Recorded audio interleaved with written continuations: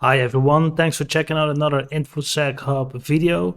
Today we're going to talk about social engineering, and this might be kind of a long video, but I think it's important to watch it all because social engineering is basically the hacking of the mind and hacking the brain of the victim as an attacker basically. Um, we talk about firewalls, we talk about secure internet protocols and all kinds of tools that can prevent certain things from happening, but these kind of programs are programmed and set up to avoid risk, just prevent hackers from coming into your company, things like this. But the human brain is very complicated. People have feelings. We're not robots. It's not like we exist based on a rule set. We don't. We have emotions, we have needs, and all those things can be exploited. And that's basically a very good summary of what social engineering is. Social engineering usually happens when it comes to emails. I also see that in my daily work.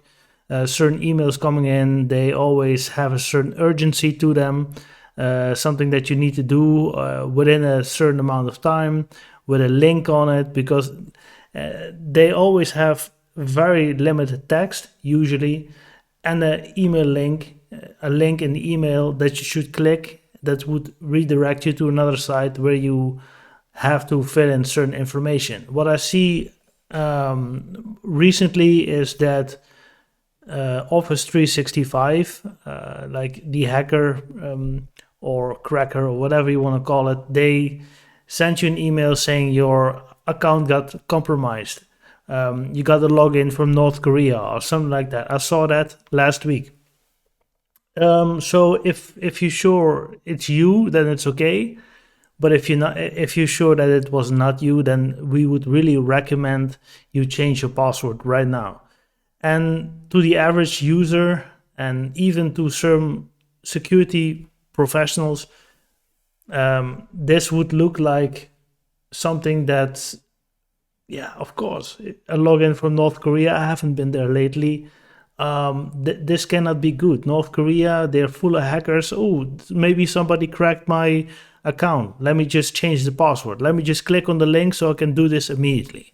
Right. So you think you're doing something good to help security, but in real life, you're filling in your credentials and it's like a site made by this guy, and you just send all your credentials to him. Um, this is this is going on in 2022. Maybe next year we have something else, but just to paint a certain picture of the situation. So we talk about emails because that's where social engineering usually happens. They also can call you. They can also target you in another way over Teams or on LinkedIn or certain things. When you have a certain position in a company, you have access to critical applications holding sensitive information. They can also target you. And LinkedIn is like a paradise for hackers, crackers, spammers, whatever you want to call them, to just see what kind of function you have and what kind of access to certain systems you most definitely have. All right. So without that out the way, let's focus on this image right here. And this is quite a big one, but I have to go over them just to give you examples what it's all about. So you receive an email. So you have the from, date, subject, attachments. We'll go over them. The from is very important. That's why we start with them. So I don't recognize the sender's email as someone I ordinarily communicate with. Indeed. I don't know this person. Who is this kind of person? I mean, they can disguise themselves as the CEO or the CFO. They can all do that, yes. But would the CEO, would the CFO send me such an email? Think about it. This email is from someone outside my organization and it's not related to my job responsibilities. Very good one, because how can an outsider know what kind of job responsibilities you have? It's almost impossible. Sometimes your own team lead or like higher up don't even know. Of course, to a certain degree, but he doesn't really know from A to Z what you're doing. It's impossible. So that the email was sent from someone inside the organization or from a customer, vendor, or partner and is very unusual or out of character. Sometimes it even has to do with the markup of the email. Something looks odd, you know? A real email from Microsoft looks similar to an email from a spammer, but it's the difference is in the subtle differences, basically. Is the sender's email address from a suspicious domain? Like, for instance, Microsoft, I hope you call that dash support.com. Microsoft doesn't have those kind of domains. And it's very easy to do a lookup on Microsoft domains if you are in contact with a support organization. And it's also easy to find out what kind of emails you can expect from Microsoft and what kind of emails not. The same thing with online banking. The bank you're with, they will not send you any emails. They will, as soon as you log in, you have your own page, you have your account basically, and you have certain messages, then you're already on their platform. When they send an email with an email link in it, email is one of the most insecure ways you can communicate, basically. So the bank already knows this for many years, so they will not send you any emails. The same thing with the local government here in the Netherlands. They will send you an email without any links in it, but they just tell you there's a message for you waiting on our platform. So you first need to log in with multi-factor authentication. And then you go to the platform, you go to messages, and there's your message. So then you're already really inside, and all the authentication of you as a user already happened. So not with an email. I mean, that's almost early 2000s, 1990 style. They will not send email no more because email is insecure communication. Can't stress that enough. I don't know the sender personally, and they were never vouched for by somebody I trust. This is about a trust level and not knowing the sender. So that should be a red flag. I don't have any business relationship or any past communication with the sender. Another red flag. Kind of a no-brainer, but we have to mention that. This is an unexpected or unusual email with an embedded hyperlink or an attachment from somebody I haven't communicated with recently. Basically the same thing, right? Okay, so that's all the from, and I would say that's one of the most important because you get this email from somebody that you don't know, that's potentially a hacker or cracker or spammer. Can't really put a name on it, cyber criminal, you know what I'm talking about. Like somebody that tried to get some information out of you, basically. So, and that's the from, so now we go to 2. I was CC'd on an email sent to one or more people, but I don't personally know the other people it was sent to. This basically has to do with during data breaches, email addresses, which is usually the username of an online account, are being leaked or they are sold on the black market. Because then if I have a list of 10,000 email addresses and I know that they're active, I know they're actively being used, I should say, then I have a chance that my spam email will be reacted to. For instance, I have a Hotmail address that's still active. I created it in 98. When I was 13 years old, it's still active. Yes, but I don't log in regularly. What I'm trying to say, active email addresses are the best. So you should reach to me on Gmail, basically, because that's my primary email address and Outlook is secondary.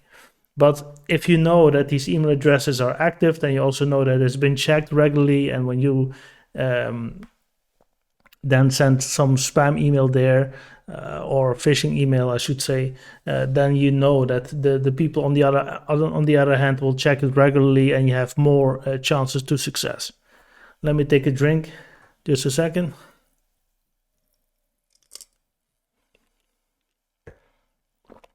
Okay, another one. I received an email that was also sent to an unusual mix of people. For instance, it would be sent to a random group of people at my organization whose last name starts with the same letter, or a whole list of unrelated addresses. Again, these addresses don't fall out of the sky. They are probably involved in a data leak, and these are just being sold on the black market, or they're being leaked somewhere. Sometimes hackers don't even want money for it, but they just Pastebin or something is a website like that. They can release 1 million email addresses if they want to, and these can be used then for these kind of phishing campaigns. Now, another thing, hyperlinks. Hyperlinks are also very important, because that's basically your first interaction with the cracker, spammer, cyber criminal. So it's very important that you also carefully look at the hyperlink. When you have an email and you just go with your mouse to the hyperlink, you see in the bottom left of your screen, you see the actual URL that it's pointing to. It should be the same URL that is in your email, should be displayed at the lower bottom of your screen on the left.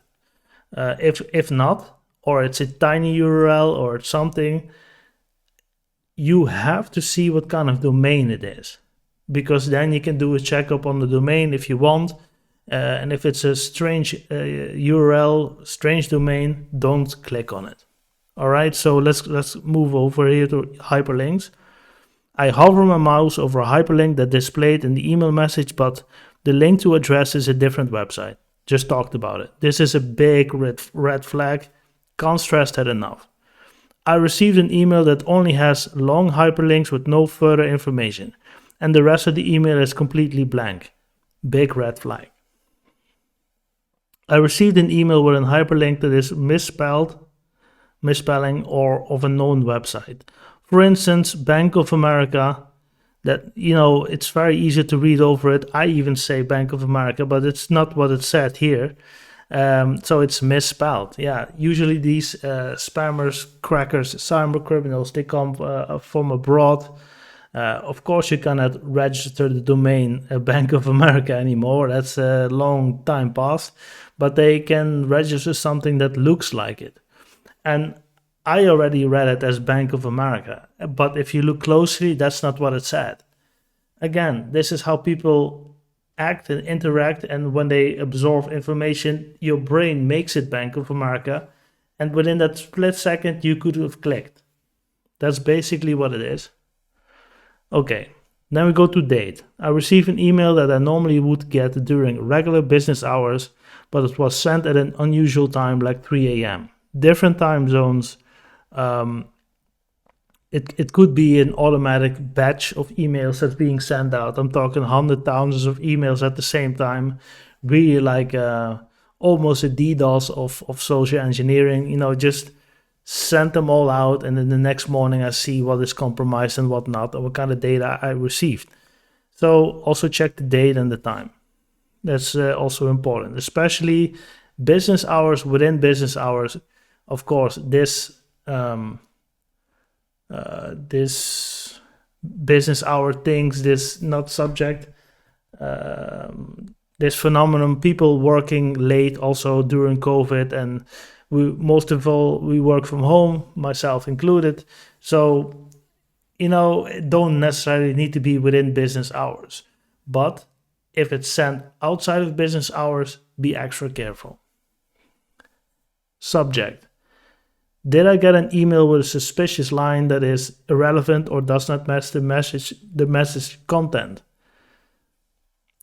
Yeah. I mean, we have great translators nowadays, Google Translate, certain other tools that do a good job, but the interpretation of the cracker or the cyber criminal of the English is maybe not the same on the same level as yours. Is the email message a reply to something I never sent or requested? Yeah, sometimes it's all about the content of the message and how they construct that message, basically. Another red flag. If you don't know where it's coming from and they ask you to do certain things, big red flag. All right. Moving on to attachments. The sender included the email attachment that I was not expecting or that makes no sense in relation to the email message. This sender doesn't ordinarily send me this type of attachment. Red flag. I see an attachment with a possible dangerous file type. The only file type that is always safe to click on is a text file, basically. And why is that? Text file is, you can't do it. It's read only, basically. When you talk about a Word document or an Excel document or any Office document, you can include certain lines of code, macros, stuff like that. So you can load the attachment into your computer and on the background certain things can happen.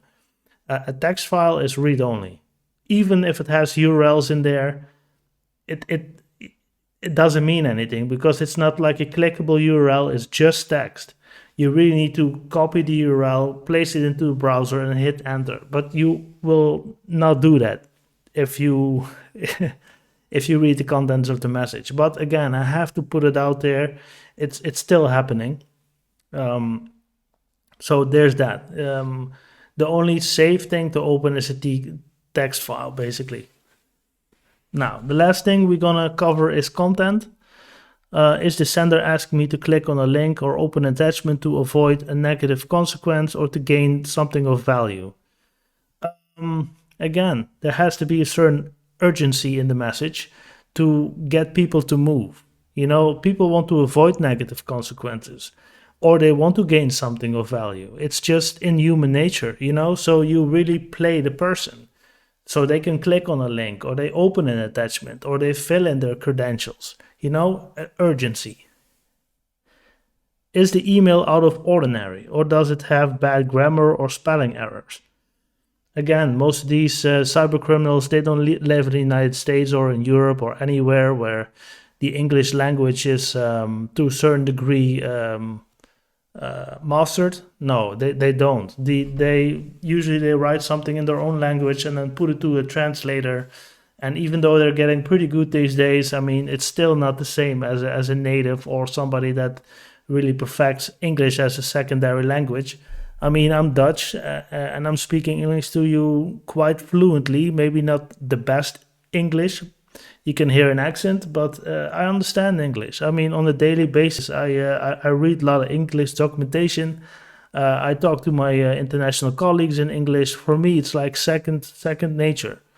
But for a lot of people in the world, it still isn't. So there's that.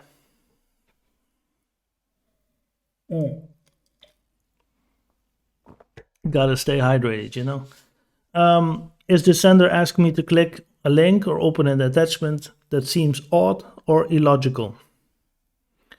Yeah, if the message says something about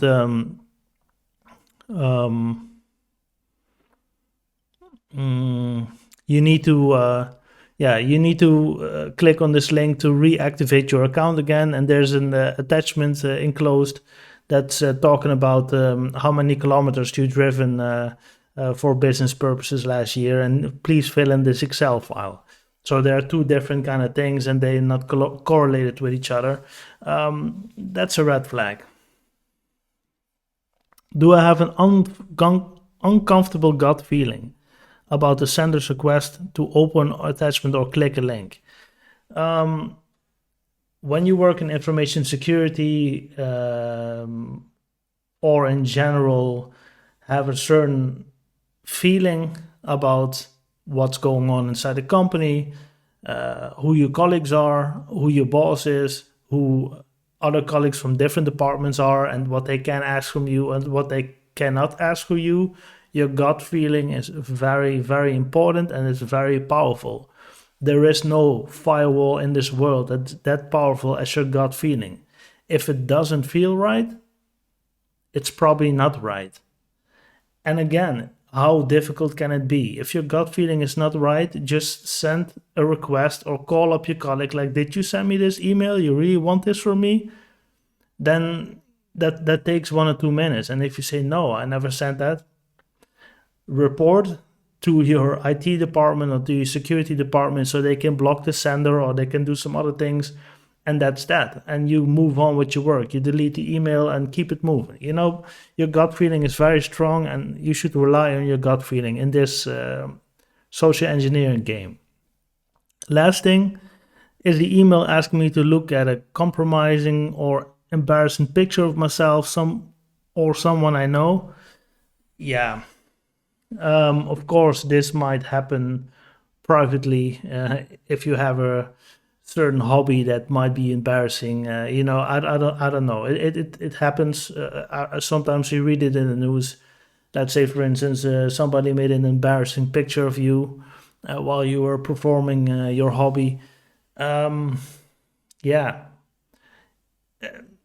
that also really depends on yourself. Do you have these kind of hobbies or you don't? It usually starts with, oh, I have taken a picture of you while you were undressing and your laptop was still open and I saw the webcam was accessible and I took a picture.